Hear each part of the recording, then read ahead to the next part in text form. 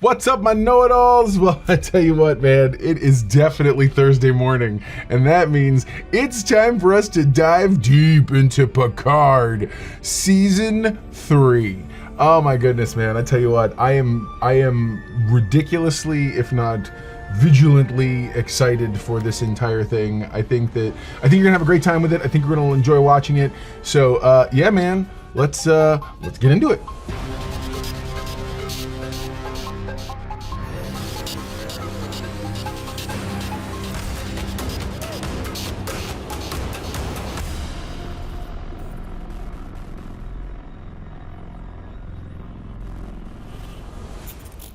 Episode 5, baby. Imposters.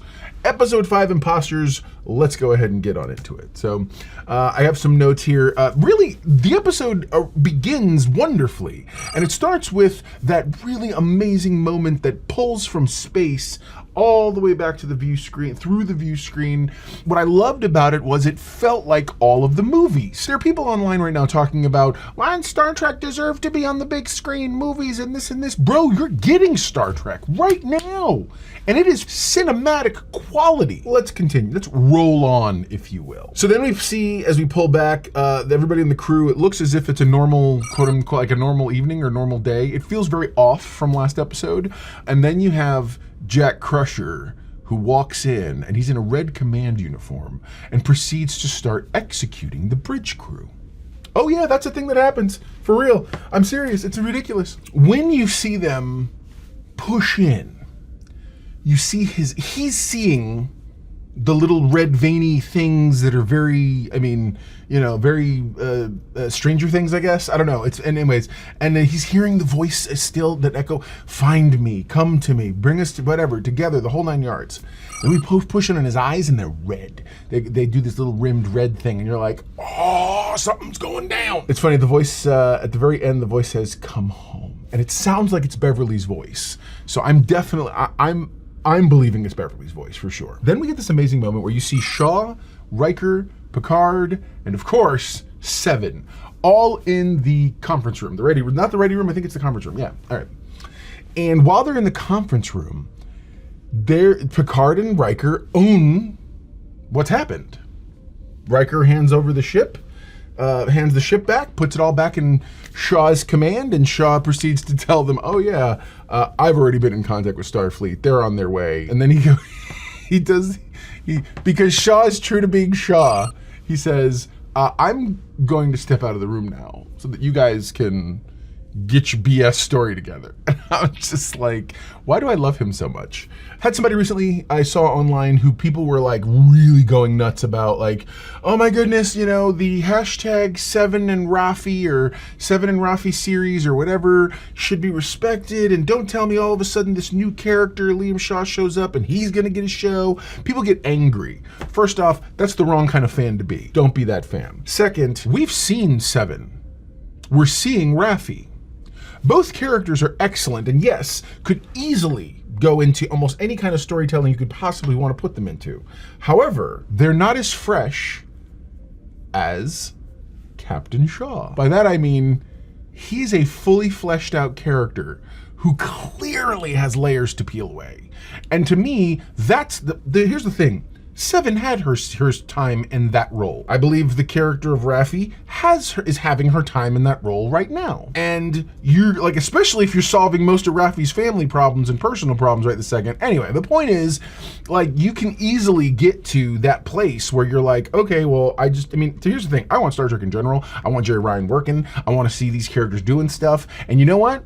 Jerry Ryan starring or co-starring in another show, I'm sorry, I would never call Riker a guest star on The Next Generation. He was one of the stars. You put her in a show, Seven in a show with Captain Shaw, Todd Stashwick, which, by the way, bless you, sir. You're doing excellent work. We love you. And I think you'd have an amazing show. So stop with the hate, because it's not the show you want. Give us a show in general. Here's the thing. I see roads, I see character development we can have with Shaw.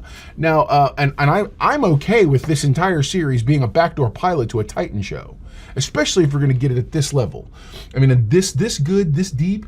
You know, or you could even do the same thing that they did with Strange New Worlds, which is you spin it off into a more episodic version of a 25th century series. Essentially, you Strange New World the Next Generation version of this world. Does that make sense? Hope so. Okay. So then back to the show. Beverly wants answers. She's very much about wanting to know what's going on, and Picard has a conversation in the hallway with Jack right after Beverly leaves and whatnot. She's all, you know, I want answers and this and that, blah, blah, whatever.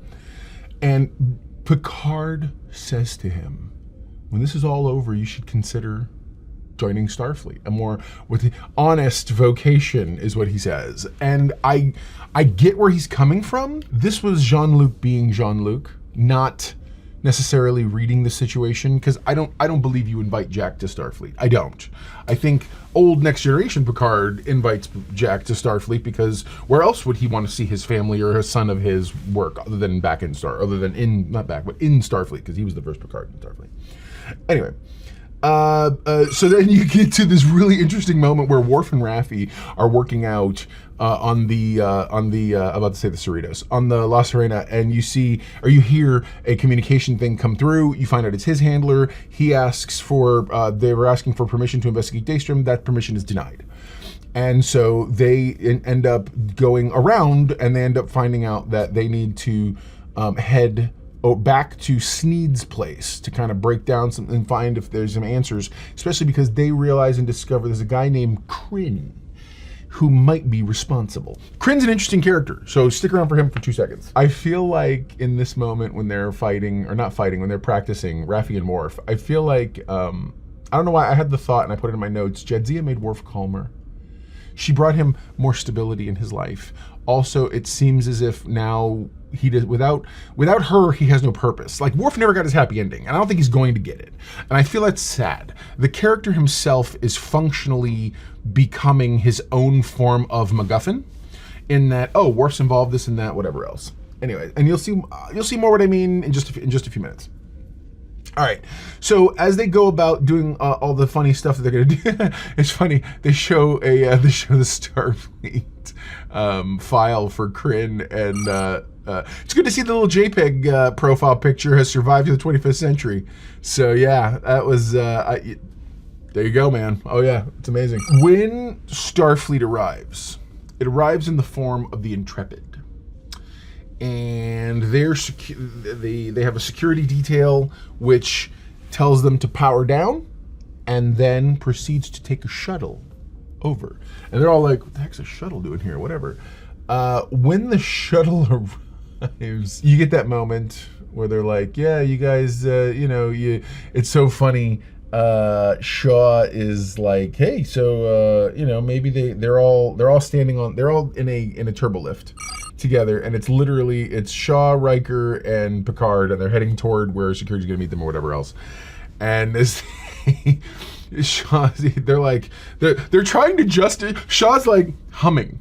Like, he's just into his own world. He's like, sorry, I'm feeling chipper. Not because you guys are about to have your butts handed to you, but it's and they're like, well, I mean, Starfleet's got to know how many times have we saved the galaxy? How many times have we saved this and that? And he goes, yeah, no, totally. Or maybe they remember the time you crashed a saucer section into a planet, or the time you created a paradox with in the Devron system, or the time you this whole it's wonderfully Shaw now that we know who this character is. And I love it. And he walks out, and Picard looks over at Riker. It's that scene you've seen from the trailer where he's like, those were the days. And it's like, dude, that's how I see it too. I'm like, I don't know about you. If you've had this storied career these guys have had, which that's one thing I realized. The show is right now it's not a slave to itself, but what I mean is you've created the adventures we watched with the Next Generation for 7 years, plus everything we haven't seen between the lines. Now you're at the point where a character has to go, how did we survive all that? You know what I mean? They're looking over their shoulder like, wow, that's kind of ridiculous. But sure enough, that's where we are. Ro Laren. The minute I saw her, I was like, oh, Not only and I clocked all the things. She's not wearing an earring. Her hair doesn't look right. She barely looks Bajoran anymore. She's I thought she was not in Starfleet anymore. What happened? Because anybody who knows the Next Generation story, literally, Ro Laren joined, and when she joined, it was a rocky relationship. She was a somewhat semi-regular character. She wasn't a full-blown cast member, but you saw her for the duration of the season she was on. You saw her pretty regularly, and a bunch of really great episodes in that run. And then there was the one where she finally has to infiltrate the Maquis, and you find out that she has betrayed Starfleet. And even back then, I realized there was more than just the quote-unquote betrayal. Which, by the way, thank you, Terry. Terry Matalas, for digging deep into the crates, going back into our storied Star Trek past. Try saying that 5 times fast. So yeah, the idea that Ro is investigating for Starfleet intelligence, I find that to be fascinating. Also, she has a new uniform. So, Starfleet's currently in the process of rolling out yet another new uniform. I don't think it's strictly security. I think it's actually it's a version of a new uniform they're moving toward, probably. Because I think they probably onboard those things either via departments or whatever else. Oh my God. A thought just occurred to me. Can you imagine a version of a series where you get to see our characters that we know suddenly working for Starfleet intelligence and having to be like spies or espionage? It's amazing. Anyways, apparently she's there to arrest them for treason. That's right, boys and girls.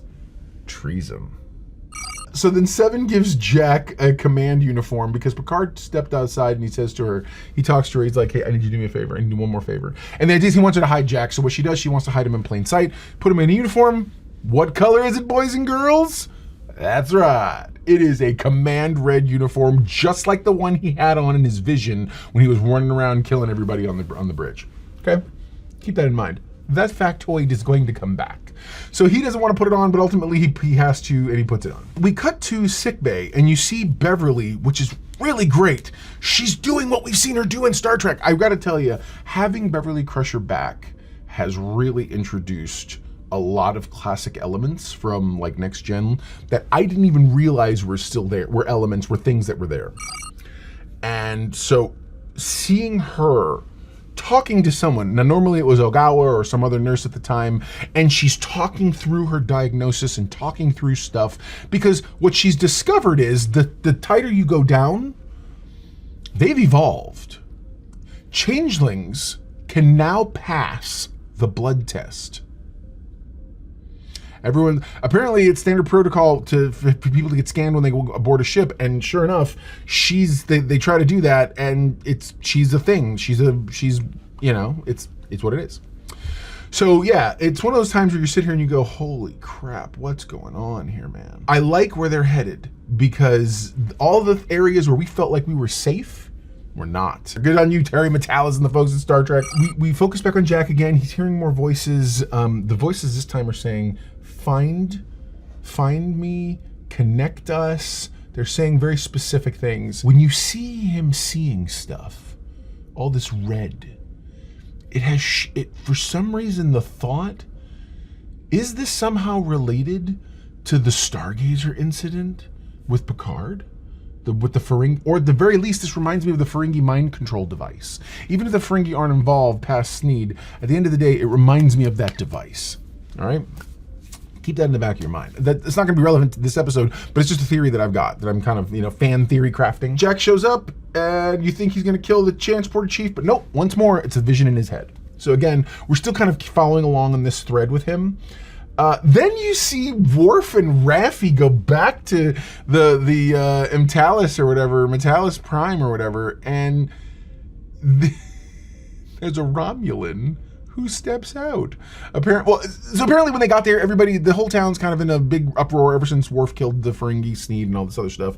And so Worf kneels down and he's like, I am waiting for the ecosystem of this area to right itself. And it doesn't take long. This guy shows up, and it's a Romulan. And the Romulan is the Kryn guy they're looking for. I'm a big fan of the actor who's playing the Romulan. I do not have it right now. I forgot to look it up before I started recording. And yeah, so but he's a really good actor, and he's playing this really interesting Romulan gangster character. Ro has taken Picard to question, and they are transporting most of the crew of the Titan over. And Ro is harsh, and Picard is harsher, and she wants to see something or whatever else, and he's like, yeah, come on, I'll take whatever, let's go. And so as they're headed towards sickbay, she changes plans, and they go into 10 forward, the holodeck program. They have a very deep conversation, and yeah, man, it's a 30-year conversation, and even Picard says as much. And they're talking, and you find out both felt betrayed by the other. I do believe firmly he saw Ro as a daughter. It's a wonderfully poignant conversation that they have in the holodeck. And then she finally, once they both admit that they absolutely are, that they are who they are, because he's like, I'm assuming by this level of pain that we both are who we say we are. And she then confides in him. There have been 11 incidents. There's stuff happening. It all focuses around the Frontier Day situation, which is this big celebration they're supposed to have. The entire fleet's going to be on display. The security protocols for the entire situation are not available even to Ro, and she's in Starfleet intelligence. Again, I love because none of this feels like nostalgia for nostalgia's sake. It feels like we're going back around and hitting on new threads that not new, but old threads rather, that hadn't been touched. So we're touching new old threads again for the first time, and it's in years, and it's wonderful. I love everything we're doing right now. So the Worf and Raffi, the Kryn tells them that in order to make it out, one of them they have to fight. And so Worf is like, we have to do this thing, blah, blah. He seems, I watched that moment like at least 2 or 3 times. I don't see where he may or may not have signaled her, but apparently he let her in on something. They fight, she stabs him, Worf is dead. That's right, I said it, Worf is dead. So let me cut back to the ship. Security's looking for Jack, pretty hardcore. They're not finding him anywhere. I believe, it's funny, in this moment, I said to myself, I believe Ro is Worf's handler. Okay? Moving. We'll circle back to that in a second. We find out the Romulan is not a Romulan after all, he's a Vulcan. So yeah, again, the whole thing is super intense, and it's all this cat and mouse to eventually get to. There are changelings on board both ships. Ro she's going back to the Intrepid with some security people. The security people plant a bomb on her shuttle, and then ultimately they leave. 2 others join them. She sacrifices herself, and Picard and Riker try to tell Shaw what's going on. She comes on screen, and it's very clear. She's like, don't trust anybody. She's left them with a skeleton crew, and then she looks at him and says, before she left, she looked at Picard and said, take the ship and run. Who called that the Titan was going to become their vehicle of choice for this series? This guy. I'm so excited because I want to see it. The Intrepid also looks kind of like Discount Titan, whatever. I kind of dig I've always dug the 2 nacelles on the side wings deal. I've always been a big fan of that design look, ever since the Constitution class and eventually the Galaxy class, which, by the way, rumor has it there's going to be a Galaxy class potentially in Frontier Day. I would love to see if they brought the D out of decommissioned, or if they just rechristened a new Galaxy class. How dope would it be to get the new Enterprise actually being a rechristened Enterprise D, but they give it a new designation because whatever, or just Enterprise D, and then you get the new Enterprise later on, which I'm not sure who's commanding it. Anyways, yeah, man. So back to Ro sacrifices herself, and it's huge. I still don't know why Jack's seeing the Upside Down, though. I'm very interested to see what's up, especially because when confronted with those changelings, he goes all Jason Bourne. Seriously. He disarms them very quickly in seconds, ultimately kills all 4. So then at the end, Shaw's sitting there with medical, and they're like, oh my God, you're like, dude, this is okay. Oh, Shaw's on board finally, because he realizes they had to escape as torpedoes were being fired at them from the Intrepid. So they're escaping, and there's a Starfleet protocol in order right now, and he flat out tells the ship, Starfleet's been compromised. They're running, man. They're running. And Shaw cared about his crew, and he didn't want to see them become fugitives, but at the same time, he's got really no choice at the moment. So then we get this awesome moment where Picard and Riker are talking about Ro and everything, and he's like, I don't know why she gave me her Bajorian earring, and Riker looks at it, and I'm 100% okay with Riker making this leap. Some people might not be. Some people might be like, I think it's just lucky. You telling me he thought of this? Riker takes it, puts it on the computer thing, old school spycraft. And then it's like, all these holo displays. And you sit here and you go, whoa. It reminds you of that moment in Avengers where they're like, you have homework. A lot of homework. All right. So, I was super impressed by that moment. I thought it was dope. So anyway, yeah, it's a lot of interesting stuff, man. I'm liking there's a very espionage-y feel that I hope. I don't think they're gonna go so far back as the season 1 little bug guys, but I definitely think we're in that territory in terms of how big the scale of this thing is. Incidentally, how did we go from a show that feels good, excellent, and this small to very personal story?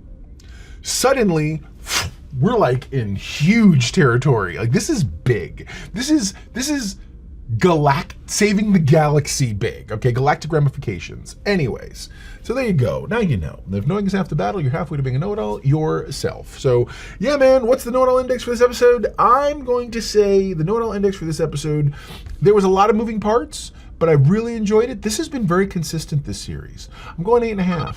I liked it. I liked it a lot. I liked this episode. I thought it was excellent. Didn't blow my socks off just yet, but we're close. Man, we're close. I felt like my socks were close to getting shut off. Bing! Anyway. Yeah, man. All right, comment below, guys. We'll talk very, very soon. I cannot wait to see next week's episode. This has been definitely one of the most satisfying episodes or series that I've seen in a long, long time. Very satisfying, and I think that's key for me. So, all right, guys. Never forget, everyone loves a know-it-all.